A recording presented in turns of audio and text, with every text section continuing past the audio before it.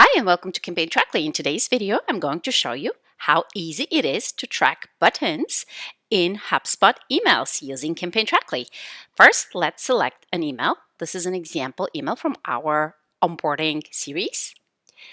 Then I'm going to right-click the button and select from editor. This will make sure that our link is instantly grabbed by our browser extension. As a next step, I'm going to quickly add my tracking code. First, I'm going to select onboarding email series. Then I'm going to add my term as a button link. As a content, I'd like to add video because this is a tutorial video that I'm tracking.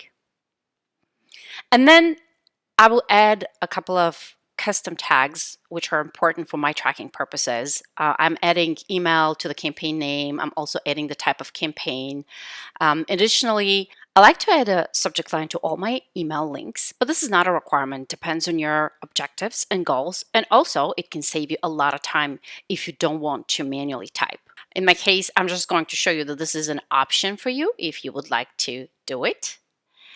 Just hit the plus button, and as you will see, the tool automatically adds it and selects it for you, so you don't have to do anything else. I'm also adding the year and quarter.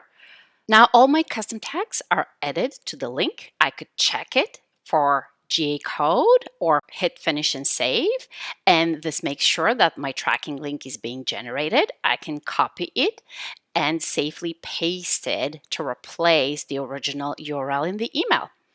And I'm ready now to update and publish my email, and that's all.